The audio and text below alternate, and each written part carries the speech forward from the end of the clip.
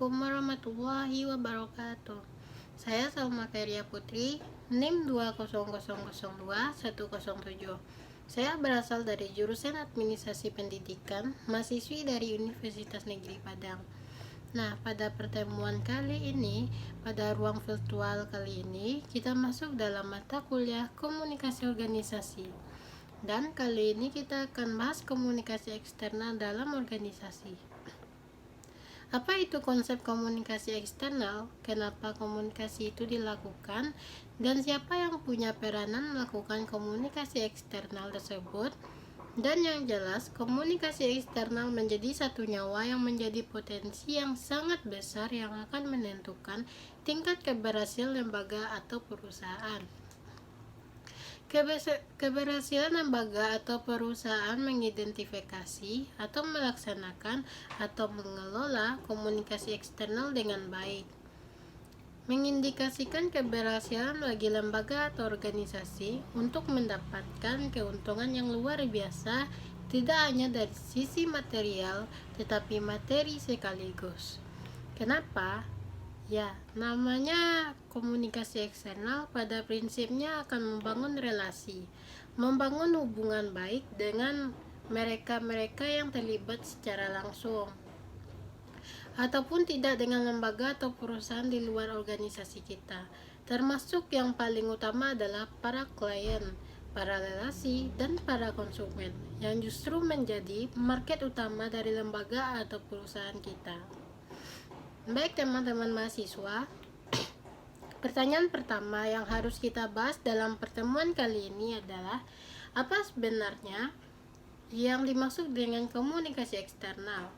Komunikasi eksternal atau external communication adalah satu proses penyampaian informasi atau pesan atau pertukaran pesan atau justru ini juga disebut dengan diindikasikan sebagai satu strategi yang dilakukan, yang dilaksanakan, yang dimanfaatkan oleh suatu perusahaan atau lembaga atau organisasi dimanapun untuk menjalin, menjaga, membentuk, mengembangkan hubungan. Tentu saja maksudnya adalah hubungan baik antara lembaga atau organisasi dengan mereka-mereka yang ada di luar organisasi, yang pada akhirnya akan didesain sedemikian rupa untuk memberikan perhatian kepada lembaga yang kita kelola. Jadi memang tujuannya adalah untuk membangun hubungan baik dengan mereka-mereka yang ada di luar organisasi tempat kita bertugas. Komunikasi eksternal secara prinsip dalam satu organisasi itu juga dimaknai sebagai kegiatan komunikasi antara perusahaan atau organisasi dengan semua halayak. Kita menyebutnya halayak.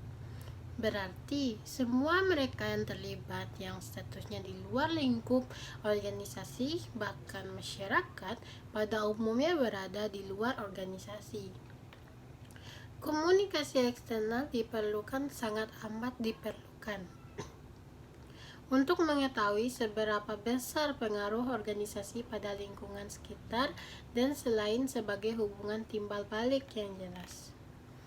Peran komunikasi dalam organisasi atau komunikasi eksternal ini adalah untuk mengendalikan sekaligus memantau organisasi agar tetap berada sesuai di jalur yang memang diharapkan atau menjadi tujuan awal dari lembaga atau perusahaan. Dengan begitu organisasi pada akhirnya mampu membentuk, mampu melakukan pengawasan atas lokasi terhadap kinerjanya dan melihat bagaimana penilaian halayak terhadap keberadaan organisasi tersebut.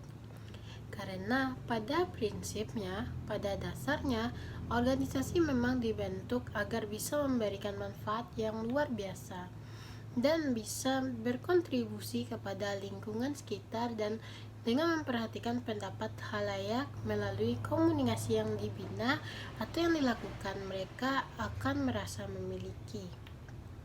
memiliki keterlibatan dan juga mempunyai sense of belonging paling tidak, sehingga terciptanya hubungan timbal balik, hubungan baik antara organisasi dengan mereka para halayak di luar organisasi kita. Tujuan dilakukannya strategi atau komunikasi eksternal. Jadi, komunikasi eksternal juga dianggap sebagai sebuah strategi yang memang dipilih dilakukan oleh lembaga atau organisasi ketika memang ini menjadi satu pilihan untuk mempromosikan, untuk mengantarkan, untuk menyampaikan, dan untuk menjelaskan segala sesuatu yang memang ingin diantarkan kepada publik, kepada halayak. Dan ketika ini dianggap sebagai satu strategi, ini memiliki tujuan untuk meraih keuntungan sebesar-besarnya bagi perusahaan. Hampir semua sisi ketika komunikasi ini dilakukan dengan benar, dikelola secara baik, ketika relasi atau hubungan ini terbangun dengan baik pula sebesar-besarnya, ini menjadi keuntungan yang luar biasa bagi perusahaan atau lembaga. Nanti kita akan lihat apa saja bentuk dari komunikasi eksternal yang bisa dimanfaatkan, yang bisa dipilih oleh sebuah organisasi, sebuah lembaga, ataupun yang lainnya. Teman-teman mahasiswa, yang perlu digarisbawahi adalah tadi saya telah jelaskan bahwa tujuan dari dilakukannya strategi dalam bentuk komunikasi eksternal ini adalah untuk meraih keuntungan yang seluas-luasnya bagi perusahaan atau lembaga. Kendati demikian, yang namanya komunikasi eksternal itu tidak sama dengan strategi pemasaran, meski komunikasi eksternal adalah sebuah strategi. Jadi perlu digarisbawahi bahwa komunikasi eksternal berbeda dengan strategi pemasaran pada umumnya. Kalau kita boleh tarik garis merahnya adalah strategi ini atau komunikasi eksternal fokusnya pada penyampaian value atau nilai dari satu produk kepada orang di luar perusahaan seperti investor, pemegang saham, atau pelanggan termasuk klien, masyarakat pada umumnya, dan lain sebagainya.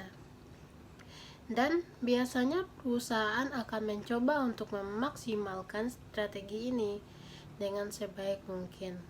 Pasalnya kenapa? Selain untuk meraih keuntungan, komunikasi eksternal juga memiliki fungsi membangun citra dari lembaga atau perusahaan.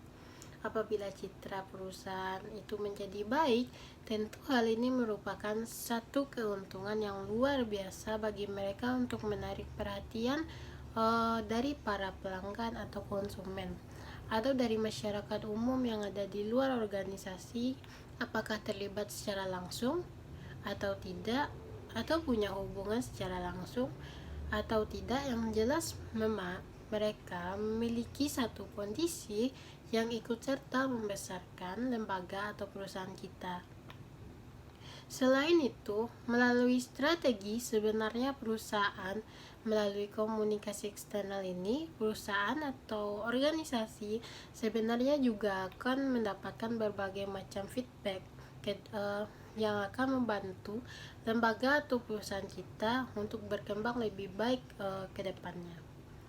Jadi, ini menjadi sangat krusial untuk dilakukan berkembang. Tidaknya sebuah lembaga atau perusahaan sangat dipengaruhi oleh seberapa hebat komunikasi atau terbinanya komunikasi eksternal dengan mereka-mereka yang ada di luar lembaga atau organisasi kita. Apa saja bentuk dari feedback yang dapat diberikan oleh klien, pelanggan, bahkan dari investor secara langsung, dan masyarakat pada umumnya. Ini bentuk-bentuk dari komunikasi eksternal yang akan kita bahas, sehingga bisa jadi salah satu di antara sekian banyak jenis itu merupakan komunikasi eksternal yang memang pernah Anda lakukan, pernah dengar, dan pernah Anda lihat, atau sinyalir, ternyata. Akhirnya Anda mengetahui inilah bentuk-bentuk dari komunikasi eksternal yang bisa dilakukan atau bisa dipilih. Beberapa di antaranya kita coba bahas misalnya. Yang pertama adalah jenisnya itu bisa website. perusahaan atau lembaga yang jelas, website seringkali identik dengan medium untuk atau media untuk mempromosikan suatu produk. Akan tetapi di balik itu, yang namanya website itu dijadikan sebagai media untuk membangun komunikasi dengan pihak luar. Jadi memang secara sadar itu didesain untuk membangun komunikasi dengan mereka-mereka yang secara langsung mungkin tidak akan bisa kita sentuh dalam hubungan tatap muka. Tetapi dalam jangkauan yang begitu panjang, melalui website semua orang bisa tersentuh atau terjangkau. Di dalam website kita bisa memasukkan berbagai macam informasi, berbagai macam pesan mengenai perusahaan kita, mengenai kelebihan-kelebihan produk, jasa, segala sesuatu yang baik yang harus kita promosikan, kita publish untuk membangun, membentuk, bahkan untuk memperbaiki citra perusahaan atau lembaga dalam konteks public relation. Ini menjadi alat bagi si public relation officer. Tapi secara umum dalam konteks komunikasi ini bagi lembaga atau perusahaan dimanapun, website menjadi salah satu jenis komunikasi eksternal yang bisa dimanfaatkan. Memang skalanya yang lebih luas untuk menerjemahkan semua hal terkait dengan produk-produk jasa dan membangun relasi atau hubungan yang lebih baik dengan semua mereka yang ada di luar perusahaan atau lembaga, sehingga citra lembaga menjadi lebih baik. Bentuk lainnya dari komunikasi eksternal ini adalah majalah. Majalah perusahaan artinya memang kadang-kadang dimanfaatkan oleh beberapa perusahaan atau lembaga. Meski memang tidak semua perusahaan punya majalah, tapi yang jelas majalah adalah satu media dalam konteks media cetak, tentu saja yang dapat memuat berbagai macam tulisan maupun gambar. Sehingga ini cukup krusial bisa dijadikan sebagai alat komunikasi terhadap mereka-mereka yang memang tidak bisa secara mudah kita sentuh melalui komunikasi langsung. Nah, dalam suatu organisasi atau perusahaan, pesan dari media massa, khususnya majalah, perusahaan ini bisa dimanfaatkan untuk mempromosikan organisasi kepada khalayak sehingga mereka lebih mengenal organisasi. Kemudian kolom-kolom majalah dari yang kita desain bisa diisi dengan berbagai macam rubrik, misalnya visi organisasi, rencana kegiatan organisasi, berbagai program, berbagai kegiatan yang notabene sebenarnya mengangkat harkat dan lembaga kita. Ada juga beberapa kelebihan dari majalah sebagai external communication. Satu lembaga itu lebih menarik, full color, bisa tahan lama, dan isinya bisa dibuat lebih detail secara sesuai dengan keinginan perusahaan atau lembaga, dan cenderung bisa lebih lengkap dibandingkan media yang lain. Namun kekurangannya adalah organisasi atau perusahaan memang dituntut memiliki budget lebih yang cukup untuk mencetak majalah secara berkala, karena biaya produksi untuk satu majalah memang tidak kecil, dan majalah dicetak bukan hanya dalam jumlah yang relatif kecil. Justru semakin sedikit dicetak, maka semakin besar biayanya. Makanya memang salah satu kendala yang dialami oleh lembaga ketika menjadikan ini sebagai salah satu jenis untuk komunikasi eksternal yang dipilih, yaitu tadi terkait dengan budget yang lebih besar. Nah, jenis berikutnya adalah press release atau media release. Press release itu dimuat dalam majalah yang bisa namun, majalah tidak selalu memuat press release seperti yang pernah kita bahas pada pertemuan sebelumnya. Press release itu satu berita, satu konteks terbaru yang disampaikan oleh organisasi kepada khalayak, bisa apapun bentuknya. Dapat dipubliskan melalui televisi, melalui radio, media cetak, majalah, termasuk media online dan lain sebagainya. Selain berita dapat pula berisi informasi tentang organisasi yang memang belum banyak diketahui oleh publik, oleh khalayak, dan biasanya press release hanya fokus pada satu berita penting, sehingga berita dalam press release lebih mudah untuk diingat oleh para klien atau publik. Para khalayak kita, contohnya berita yang dapat disampaikan melalui press release itu ya berita pencapaian organisasi, prestasi organisasi, kegiatan terkini, produk dan lain sebagainya. Fokus pada satu titik yang ingin dipublish, yang ingin dipromosikan melalui media yang berikutnya, juga merupakan satu dari komunikasi eksternal salah satu rilis tadi. Apalagi yang berikutnya, brosur. Brosur barangkali merupakan satu pilihan komunikasi eksternal salah satu jenis. Begitu juga dengan poster. Kalau brosur sifatnya sederhana dan tujuannya menjadi sangat jelas, lebih simpel dari yang lain, dan isi dari brosur biasanya langsung ke satu titik masalah, sehingga khalayak dapat memahami isi secara umum dalam sekali baca. Dan brosur ini biasanya dibagikan di tempat-tempat umum yang dapat menjangkau masyarakat banyak. Tapi itu tadi, kekurangannya adalah gampang dilupakan, gampang dibuang oleh mereka-mereka yang sudah membaca atau menerima dari brosur tersebut. Kalau poster hasilnya mungkin lebih maksimal dibandingkan brosur tersebut, maka dibutuhkan kemampuan membuat poster yang menarik, yang mampu mengundang khalayak untuk memahami maksud dan isi dari poster tersebut. Dan ini merupakan media gambar sebenarnya, jadi mesti didesain dan dimanfaatkan sedemikian rupa. Ada beberapa jenis lain dari komunikasi eksternal yang bisa dimanfaatkan oleh Anda barangkali sebagai penanggung jawab atau pemimpin lembaga atau perusahaan apa saja itu. Pertama, konferensi pers. Konferensi pers juga pernah kita bahas di pertemuan sebelumnya, itu di mana sumber narasumber mengundang wartawan atau jurnalis untuk mengumumkan satu hal yang penting. Tujuan dari konferensi pers adalah untuk memberikan kepastian mengenai sesuatu agar menjadi jelas bagi orang lain. Dan biasanya konferensi pers ini dimulai dengan pernyataan dari narasumber yang sudah ditentukan, yang dipilih oleh lembaga atau perusahaan, dan kemudian dilanjutkan dengan sesi tanya jawab. Berarti mereka-mereka menjadi narasumber adalah mereka yang dipersiapkan, yang dipilih sebagai orang yang paling tahu dengan masalah, dengan perusahaan, dengan produk yang akan dicari oleh para jurnalis tadi, berbagai macam jawaban-jawaban. Jadi kalau mereka yang terpilih untuk menjadi narasumber adalah orang yang tidak tahu dengan perusahaan ini menjadi satu masalah besar, dan organisasi menggunakan konferensi pers. Biasanya untuk mempromosikan produk terbarunya ini juga menjadi salah satu pilihan dan bermanfaat untuk semua pihak, baik narasumber maupun para jurnalis.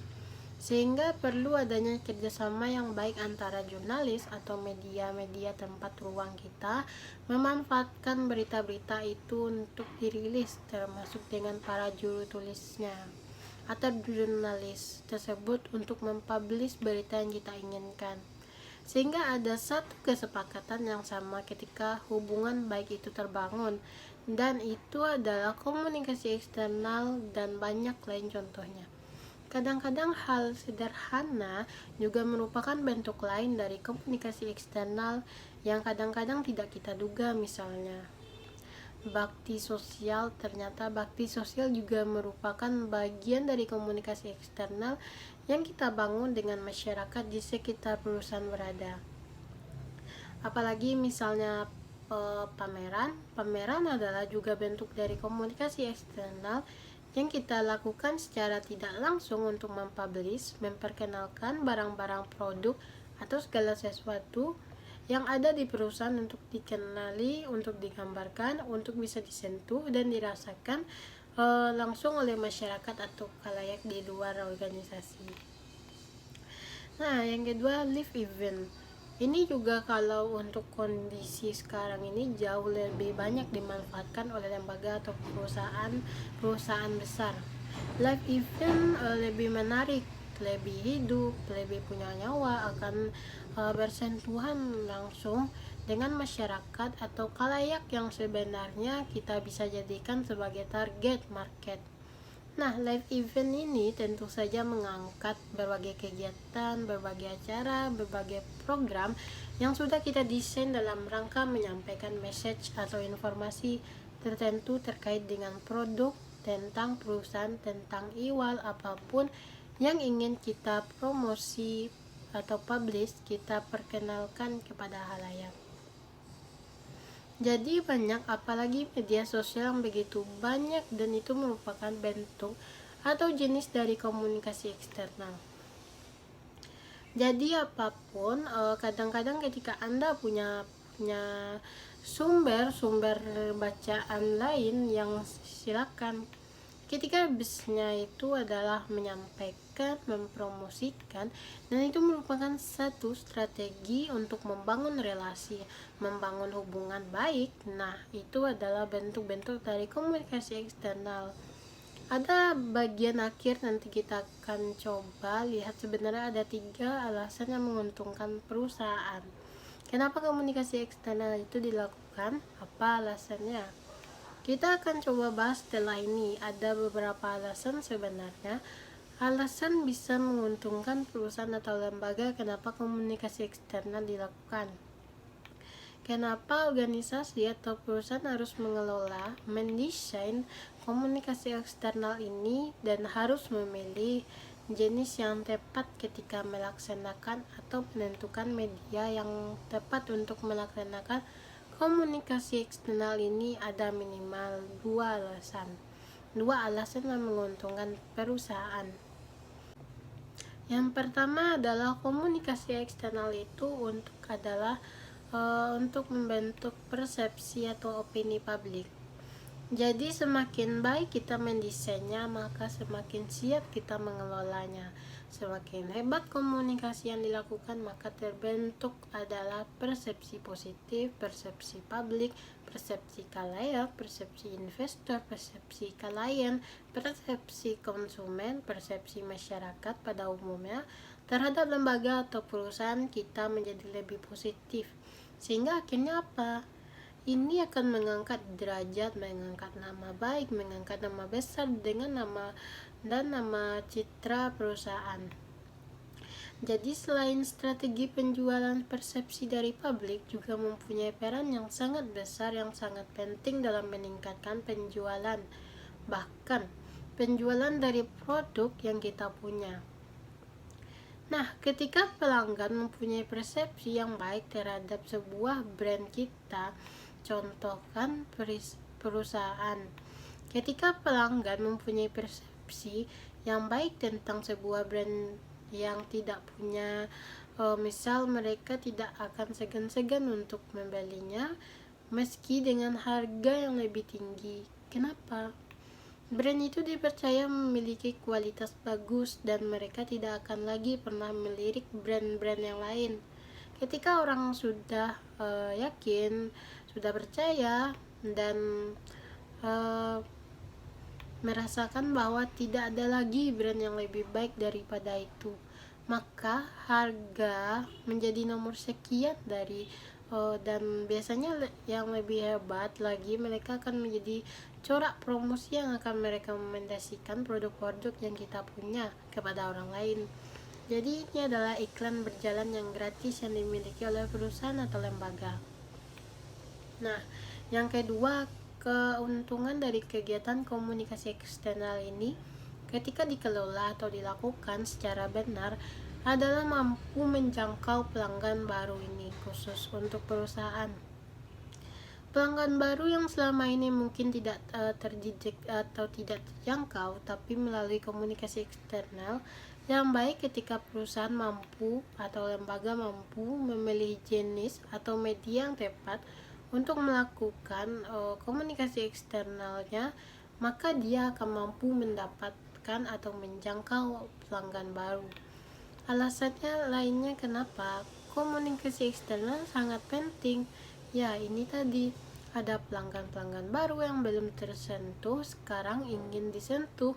Seperti yang kita ketahui misalnya di era sekarang ini, yang modern, semuanya dapat dilakukan melalui media sosial yang tidak tersentuh, yang berada di pelosok. Nah, sekarang sudah bisa kita tarik yang tidak tahu, yang tidak kenal, sekarang kita bisa kenal. Apa sih untuk kondisi online sekarang yang kita tidak bisa sampai ke titik maupun asal ada sinyal, asal ada internet, semua bisa kita sentuh. Jadi melalui komunikasi eksternal, sebenarnya dengan kondisi teknologi yang luar biasa sekarang, keuntungan yang paling besar dimanfaatkan oleh lembaga atau perusahaan adalah mampu menjangkau pelanggan-pelanggan baru yang selama ini tidak terdetek sama sekali. Oke, baik, ini bagian terakhir dari komunikasi eksternal dari pembahasan kita. Mudah-mudahan bermanfaat untuk Anda. Saya Salma Khairia Putri, pamit. Assalamualaikum warahmatullahi wabarakatuh.